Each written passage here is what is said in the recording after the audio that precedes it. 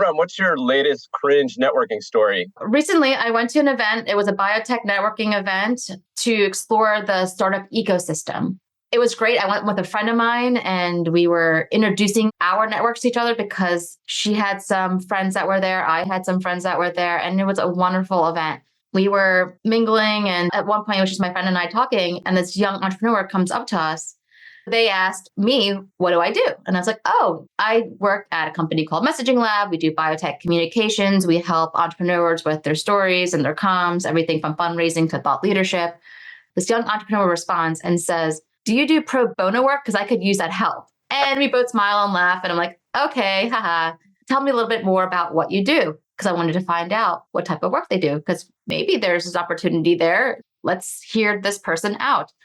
So they ended up telling the story of their company. And it really sounded like it was 5 companies. There were so many value propositions being thrown across, let's say, the life science R&D world. I responded, oh, yes, I can see how you need help on the communication side. Then they started asking me more questions. Oh, what type of companies do you work with? And I said companies across biotech. I mean, yes, in the R&D space. And then they asked, oh, can you introduce me to all your clients? Smiling. And I was like, oh, haha, no, sure, okay. But thought it was a joke. And then we started talking, and my friend was telling the entrepreneur, he also started a company. She raised money and is venture backed. So I'm sure she has some stories to share with you. The entrepreneur was like, oh, can you introduce me to all of your investors? Nice. So there was 3 asks within 5 minutes and not one iota of offering something, just asking. And so then I did respond, and I was like, sure, I will do your pitch. I will introduce you to all of these investors, and I'll find you clients for free. And then I said that, and we all started laughing because I wanted to be clear, like, you're being a little bit aggressive with your asking. So we just laughed it off, and I was like, okay, yeah, we'll stay in touch. And then they were like, oh, can we connect on LinkedIn? I was like, okay, sure. Connect on LinkedIn. I love connecting with people on LinkedIn, especially if they are in biotech or life sciences. We don't know who can help each other. And this person is a very smart person. I enjoyed the conversation beyond the asks. So then it doesn't stop there. Then very next day, I get a message on LinkedIn from this person. They proceed to double down on the asks and was like, can you please introduce me to your clients? And here is a scheduling link for you to find time on my calendar so I can tell you about my company. And I was floored when I saw this message. And I was like, okay, it's a young entrepreneur. They were in the lab. They're just starting out in the entrepreneur space. I'm going to have the empathy for this person because they're just starting out. They're learning. So I reply, and I was like, hey, it was great meeting you. The people that I work with are not in the R&D labs. They're usually the CEOs, and I barely have time to talk with them because they're so busy, even though I'm working for them. So I don't think that my clientele are the right people for you, but let's stay in touch. I'll keep you in mind. Good luck on your entrepreneur journey. I'll see you around. That should have been it. I should have either not heard a response or say, okay, wonderful, I will talk to you later. The asks continue. Oh, you connect with the CEOs? That's exactly who I want to speak with. I want to, wait for it. I want to pick their brains. Oh, okay.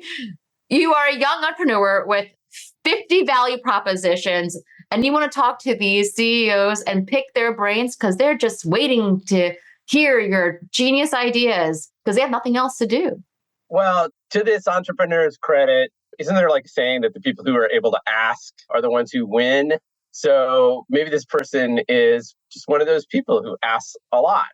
And many people will just say yes and just be like, oh, sure, let me help you out. You never know. There's a fine line, Karl, when it comes to that. When it comes to the ask, the best ask is if you can offer something in return. Yes, offering value. Offering value. What is the value? Do you have a very unique company? Because I didn't hear anything unique from this person's company. Everything sounded like an existing company. There was one part that was a little bit unique, but they didn't focus on that part. So a transaction could have been, I would love to talk to you about this new innovation. I would love a knowledge exchange, but that wasn't even offered. I think that if there was an offer there or even some time, a little bit of time, a little bit more interest in myself, a little bit more questions to me about what type of companies, tell me a little bit more about this company, what kind of challenges, more curiosity, more time to develop a relationship, to show that they are interested. And then that relationship, then I'm like, yeah, sure, I'll introduce you to one or two people, of course. But this was just full asks, no interest in really what I was doing, unless, I mean, of course, they're interested because I had access to people, but they didn't ask questions. It was just more like, introduce me to CEOs and investors. What's your target? Is there a certain market you're looking for? Let's All talk about this CEOs. industry. All CEOs. All CEOs. Yeah, sure. Let me call up Tim Cook and I'll figure that out for you. All right. So we're doing a different kind of episode today. We're talking about going to networking events because we often talk about the networking events we go to. Erum and I are skilled networkers. We've got pretty good networks. We go to events fairly regularly. Going to events is a big part of the sales process or the lead prospecting process at Messaging Lab. It's also how we bring people together and create community. So we thought it would be good to do an episode on the skills and tactics and strategies that you can use when you go to an event. Did I miss anything, Erum? I'll just add, conference season's always happening. Networking is a part of business. Networking is a part of life. We are living in this world where we need to work together. We can learn a lot from biology. The core of this podcast is about biology, and cells communicate with each other, organisms communicate with each other. There's a collective consciousness. So really thinking about how do we speak to people so that we can either get them on board to what we're doing, so we can create a collective to aim and achieve a goal, or how can we help other people that have that vision? So it's a part of biology. We humans are organisms. We need to work together. We've been working together, being able to build these tall buildings and build society and build a bunch of things that really make us human, but we need to continue that endeavor. So how do we network and how do we nurture relationships for the long term? Yeah, and I think it's worth to say that the life sciences is a very small community. It might seem like it's really big. I think the UNESCO report back in 2013 that said that the total number of people involved in all research is something like 8 million people. That's 0.1% of the global population. So it's a very small ecosystem. If you're in a city where there's a life science community, it's probably pretty easy to get to know everyone. If you go to certain conferences, if you're very niche focused, let's say you're a microbiologist who's focused on some rare extremophile, there's probably only a few dozen people in the world that have that same kind of focus. So there are going to be events. And I think events are really a great way to not just meet other people, but advance your career. Another reason why we want to talk about this too is that there are different types of people in the life sciences. There's people that are extroverted. There's people that are introverted. There's academic entrepreneurs, or there's just academics who live in the lab and their whole life is the lab. So you have to step out of the lab and interact with people in business. People in business have a certain way of interacting, where academics have a certain way of interacting with each other. So how do you bridge the gap when it comes to interacting with people that have different goals, different agendas, different ways of thinking? And so we're hoping that we can talk about a few tactics and we can share some insight from our own experiences that can help you grow your own networks. You remember, Erum, the first networking event you ever went to? Oh my gosh. So I've been networking since I was a kid. I mean, I was in Girl That's why Scouts. You're a pro. Yeah. Yeah, I was in Girl Scouts. I participated in a lot of clubs in school. I played a lot of sports. I sold lemonade on the corner. I was always in some type of business. I was president of my sorority in college. I volunteered after college for some society groups. It just doesn't end. And like now I'm part of parent groups. I'm always networking. I'm always creating communities. My husband called me a professional conference goer because I'm always going to a conference or an event, and my network's pretty big. I'm sure some people listening have big networks and you're experts in this. So we would love to also hear from you. But yes, my first networking event, I would say Girl Scouts. But if you want to say professional post-college networking event. At the end of college was the American Chemical Society conference. I presented my thesis, which was the formation of gDNA, which I don't think it's called that anymore, but it's when the telomeres unravel to replicate. There's a structure that's formed, and can you influence that structure? So I presented that at the American Chemical Society conference when I was a senior in college. So that was the first networking event. Yeah, it's funny to hear you say all that because I think of myself as being super introverted, and yet I also sold lemonade. I had a lawn cutting business. I was in a band for a while, so I played parties. I would go see a lot of bands and would go talk to the bands after they played. That was something I did a lot of. And then in college, I wasn't in a fraternity. After college, I worked as a waiter. So that forces you to talk to a lot of people. And I don't remember the first professional event, but what I do remember is when I first started working as a freelancer, being told to go to these BII networking events, which are small business events. You go early in the morning, you meet a bunch of people at a breakfast, you sit around the table, you talk about what you do. Chris and my wife would always be like, why do you go to this event? Because there's never anybody that's in the life sciences. Those events are really for, I'm a real estate lawyer. I'm a dentist. I run a nail salon. I run a coffee shop. So when you go and you're like, I'm a life sciences entrepreneur to one of those things, everybody's like, wait, what do you do? Yeah. But I always approached it as you never know who you're going to meet who knows someone. So I remember those events. And I do remember a pretty cringy one where I'm at an event trying to make my way through this crowd of people who I didn't know. And some guy's walking around just giving away his business cards. Doesn't say anything, just gives you the business card and walks away. And I was like, I guess that's one way to do it, You don't need to interact with people. Just give them your business card and, hey, guess what? This is exactly what I need. I'm going to call this guy immediately. There is that type of character in these networking events. There's persona that maybe this is a separate episode, or maybe we can create a graphic, but there is the here's my card guy or girl, like here's the card and you figure it out and somehow get motivated to reach out to me. So what do you think you have to do to stand out at an event? What's your strategy for standing out? Or actually, how do you prepare for an event before we get into that? Yeah, so preparing for an event, it's much easier these days, I would say.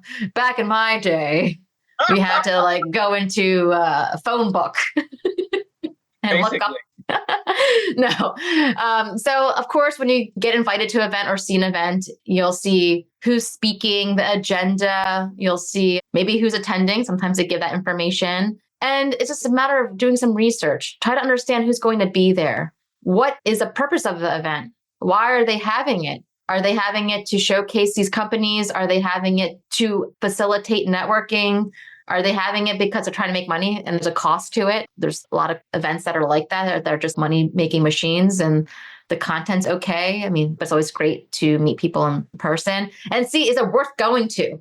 That's the biggest thing. I think now that we've been to thousands of events in our lifetime, Karl, we're always very protective of our time. And we're like, okay, this is not worth it, or this is worth it, absolutely. Or maybe you're just curious about a topic. So being able to do that research in advance and ensuring that you have your LinkedIn updated these days, I think is really important, because what I've been noticing when I go to events recently is like, oh, let's connect, let's scan each other's LinkedIns. And they open up the apps and we just share it. It reminds me of back in the day, the Bump app. I don't know if you've used the Bump app where I never used it. Yeah, everyone downloads this app called Bump, and then you just tap your phones and the information's exchanged automatically. And that was really cool. I haven't seen it recently, but I love the fact that it was just tap and information was exchanged. You can do that on the latest version of iOS with iPhones. Oh. Yeah, it's built into it. You heard it here first, folks. Yeah, because I learned this at Biofabricate. So I totally agree with you. If you don't know how to do it on LinkedIn, when you're in an event and you click on the search bar, that's where you've got a QR code that someone else can scan. So it makes it really easy to share information. That's what it is now, but that could change by the time anyone's listening to this. Today, as we record this in 2024. Yeah. And I think preparing for an event is 2/3 of the event. I had someone, I can't remember who it was, that said that they would always write out strategically what they wanted to get out of the event. Like, what were the 3 things? I want to meet Erum. I want to learn about DNA synthesis. I want to stand outside in the California sunshine. 3 positive things. And then what are the 3 worst things that can happen if you go to an event? 1, I don't meet anybody. 2, the food is really bad and I get sick. Or 3, what's the worst thing that can happen? But I think it's kind of good to have the intention of why you're going to the event. And as you said, it's much easier to do the research these days and to really be strategic about why you're going to go to an event. I'd also say that with that research, you'll know who's attending. If there's someone that you really want to meet, let them know in advance. Like, hey, I'm going to this event. I would love to see you.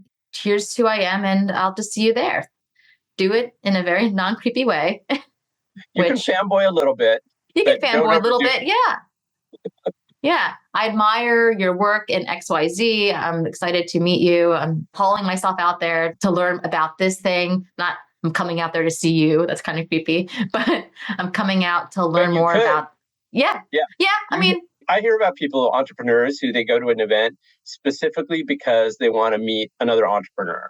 And they will spend thousands of dollars and make that investment. And if it's something that's really important for advancing your career or raising money, that kind of thing can make sense, but being clear on your motivation, I think, is very important. Yeah. To the person that you want to reach out to or connect with in person.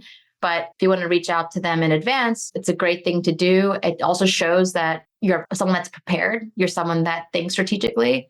So you can show off your chops of being someone who's prepared. Just research and reaching out in advance, making sure your LinkedIn's updated or you do have your business cards.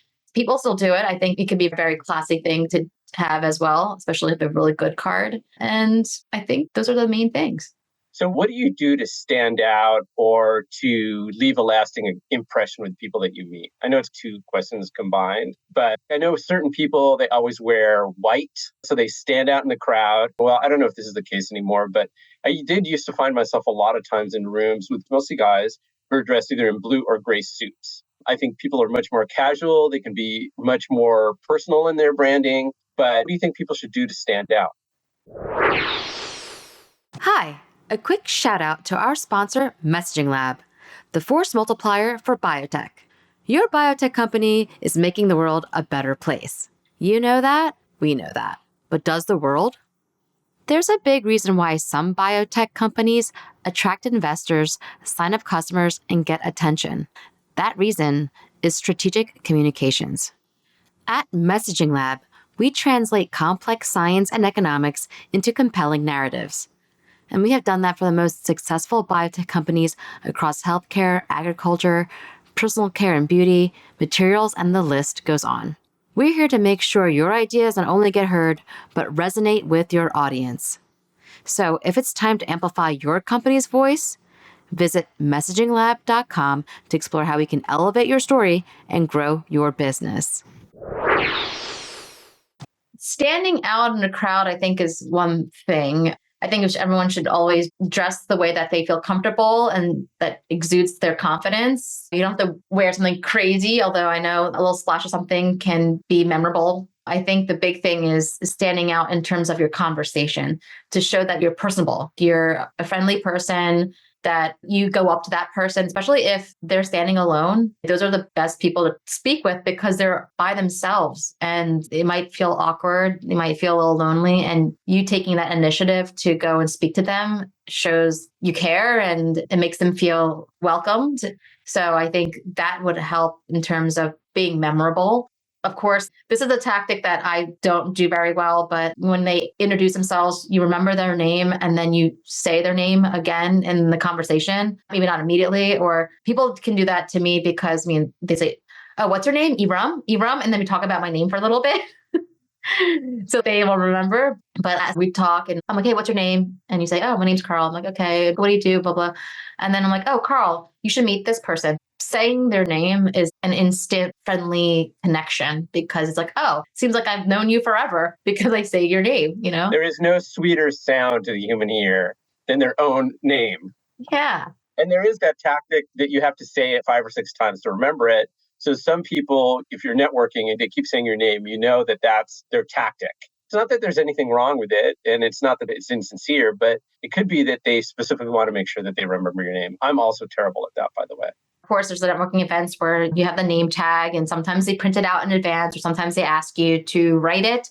So if you're writing it, make it legible, make it visible. Sometimes they give you a lanyard. I'll put it on backwards and people are like, wait, what's her name? And I'm like, it's right there in the lanyard. And they're like, I can't see it. It's backwards. I'm like, oh, I have to flip it. So let's flip it, making sure that's visible. Then you could just see their name and be like, oh, hey, Karl, just right away. What's your conversation opener, Erum, when you see someone who's standing by themselves?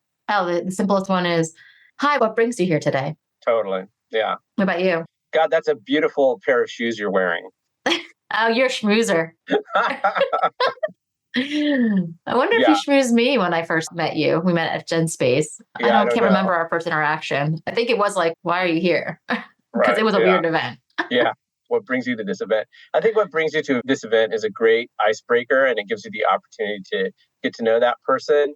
We're going to talk about things not to do, but there is this element of going to networking events that is a lot like dating. Oh, and of course, 100%. So you do have to be comfortable with the so-called cold open. You have to be able to approach someone cold because if you're not approaching and you're noticing people who are alone, that gives you the opportunity. But it doesn't mean that if you're standing alone, people are going to approach you. So I think it's something people have to get over. I mean, like I said at the beginning, I do consider myself to be mostly an introvert and I prefer to be alone a lot. But I have learned to put on the extrovert side of Karl at these events and know how to open those conversations. Yeah. You said something that's you say a lot of important things, but something I want to point out is that you're putting on another persona. Everyone should be authentic, but at the same time, if we're networking for business, right? We talked about networking for dating. The difference is that's a very personal thing because you're trying to hook up with this person. But for business, you're representing a company or you're representing an idea. That's the mentality that you have to have is you're not just yourself. You're representing a whole idea, a whole company, and it is transactional. We're going in there with a specific mission. We need to represent that mission, be honest to that mission, and be able to meet the right people that are at that event. So I think a big thing is navigating an event. And I mean, if you already have a list of people you want to meet, that's easy. And you just have to find them. And luckily, you can just go online and see what they look like and just beeline to them if you have that mission. And you should just do that and that's fine.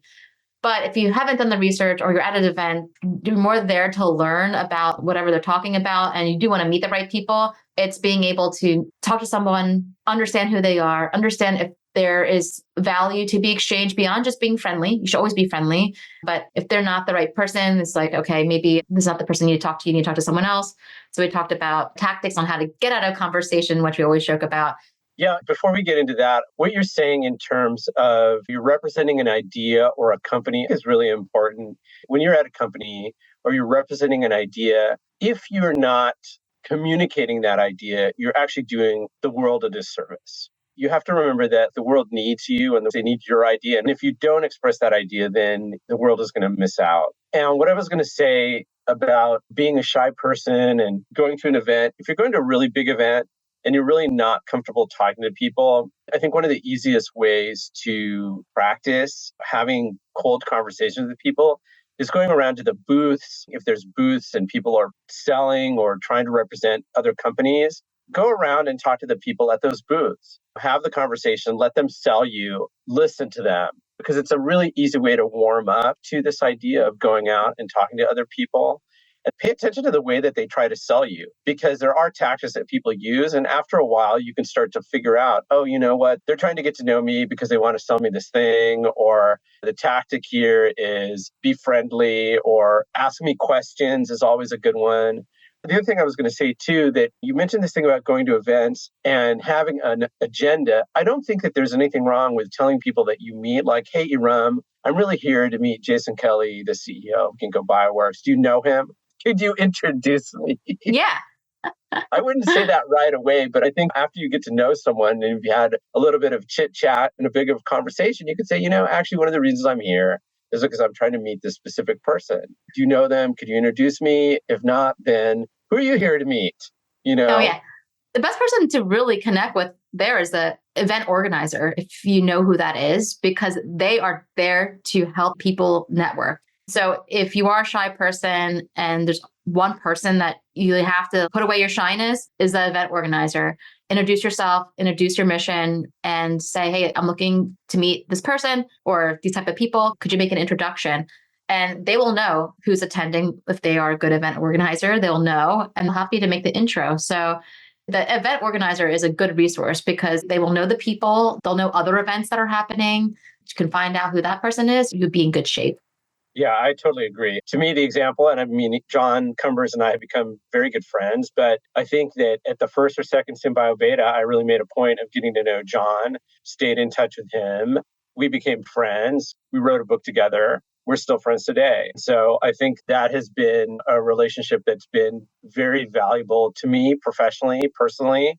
I send people to John all the time. He sends people to us. And when we go to smaller events, I don't always do it, but I do try to find out who organized the event so that I can get to know that person because they are a network and they may know someone that either can help advance your career or invest in your company or know someone that you might want to hire. Mm-hmm. And thank them. It takes a lot of work to put on an event. And so if you want to flex your networking skills and just be a nice person, just thank that event organizer for the time that they took to coordinate, invite, plan. Just so much that goes behind an event. So thank you to all the event organizers out there.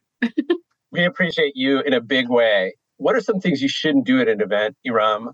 What you shouldn't do is just sit in a corner and not talk to anybody. What you shouldn't do is not pay attention to the agenda and the events and what people are speaking unless you, again, have a very specific mission just to meet people and not listen to the content that's being served up. What you should not do is throw your business card at someone and run away. Collecting cards is a good thing. Just handing out cards is not. That's the mentality you have to have. Maybe if you're someone that hands out business cards, just don't bring any and have the mission of just collecting them or just connecting with people on LinkedIn. We talked about how you start a conversation. How do you keep a conversation going and how do you get out of a conversation? That's a good one. And we mentioned some openers, whether it's complimenting them on something or just asking them why they're there. Then it becomes a series of questions, and expressing curiosity and genuine curiosity, interest is how people thrive. They want people to talk about themselves. You'll see how they interact with you. If they're asking you questions or they're just answering questions, rolling their eyes, then they might not be interested. So it's like, get out of that conversation if you don't have a nice, warm, friendly vibe with the person. Or the flip side is they're really interested in you. You should definitely be friendly and talk to them. But let's just say, for example, you're a DNA synthesis company and you're looking to talk to people that work in the lab that work with DNA. You run into someone that is not in the space at all. They're like selling pipette tips. They might be very friendly. They might be very kind. You should talk to them. But you have a limited amount of time to meet the maximum amount of people. How do you get that conversation? There's a few tactics there. I'm going to throw this back to you, Karl, because you shared the best tactic, because this is something that you do sometimes. So if you meet Karl at an event, you'll know if he's trying to get out of a conversation with you. But what are some tactics to get out of the conversation? Well, there's a lot of tactics. I mean, the one that we joke around about is if I feel like the conversation's not really going anywhere and now everybody's going to know, I'll say something like, so tell me, who is it you want to meet or who you're trying to get to know at this event? All right, well, it's great to talk to you. Let me see if I can go find that person. I'll bring them back to you. So that's a very nice way of extricating yourself from the conversation. The other thing that you can do is if you're carrying a cup of coffee, you could say, I'm going to go get a cup of coffee, or I really need to go to the bathroom, or, oh, I've got a call I've got to take. There's a lot of things you can do to be nice to get yourself out of the conversation. But Erum says, if you're there to meet a lot of people or you have a specific mission when you go to an event, being able to get out of a conversation is just as important as getting into it. Yeah. And just be kind, whether you have to be tactical and come up with some story or just say, it was nice meeting you. Let's connect and share your business card and just wrap it up. But the thing is, you're not obligated to talk to someone for a really long time. Again, you're not there to make friends. I mean, I don't want to be like, you don't make friends. I make a lot of friends at networking events. I met Karl at a workshop. So you will make friends. That's great. And you can be friends with people if there's no transaction. I've met people that I'm very friendly with that we have no aligned mission whatsoever, but we're friendly with each other and we just stayed connected. Again, this is more about you're trying to achieve a goal. You're trying to maybe find leads for your business or find partners for your new company or just learn and find advisors you need to navigate. So it's really important to get out of a conversation if it's just not serving your mission at the time. Yeah. Okay. So at an event, you're prepared, you met everyone you needed to, maybe you met more people you didn't expect to meet that are valuable. Maybe you met people that you didn't expect to meet that aren't transactional, but you want to stay connected. You did it, event's over. So what happens next? I like to follow up with people on LinkedIn. There's people who say you have to follow up right away. You should follow up within 24 hours. I think if it's a big conference, I tend to wait a few days because everybody follows up within 24 hours or a day or so. That said, if you're in a deep conversation with someone and the conversation gets interrupted, or you really want to continue that conversation, then I think it's definitely worth it to email that person or follow up with them on LinkedIn right away so that you can continue the conversation if possible. But follow up, everything happens in follow up. So I think it's really important to have a follow up strategy.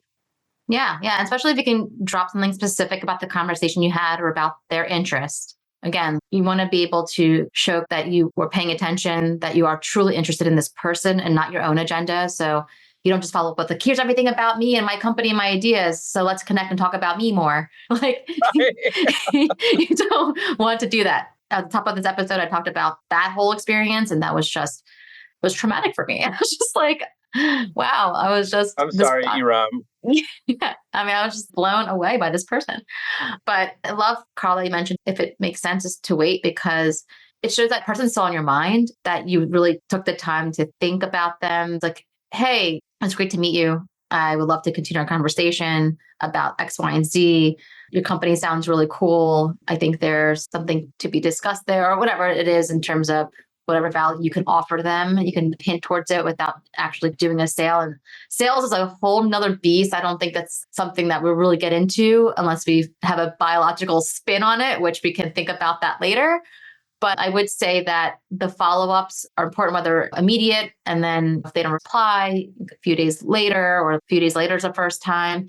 But then we also say the 3 strikes you're out rule is super important in this day and age because we're so inundated with people that are trying to sell us something that we don't need. If you got someone's phone number, you are in the inner circle. So that's huge.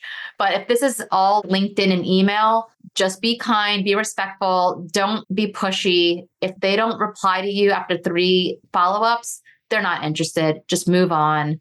And don't just automatically add them to your newsletter because they didn't opt in. I think legally you can't do that in terms of there's marketing code, but then I think there's legal ramifications of just putting people into a newsletter that they didn't ask to be a part of. I would think the follow-up after the conference just is important. Saying we met the conference is huge, and that specific conversation to show your interest. And hopefully after that, you meet someone, you guys continue to talk and have a lasting business relationship that is fruitful for both people. Yeah, thinking how you can be helpful to other people goes a long way. And being helpful in your interactions with people when you meet them at the conference or the event, it's a great way to get a conversation started. After the event, finding other ways to be helpful to that person is also a great way to continue to build the relationship. I have relationships with people I've had for 20 years and we've never done business together, but they've sent me people that I want to meet. I've sent them people they want to meet, and we're friendly with each other. When we see each other, we grab a cup of coffee or have a drink. We're good professional friends and we help each other with our networks. I think it's really important to be able to continue to do that.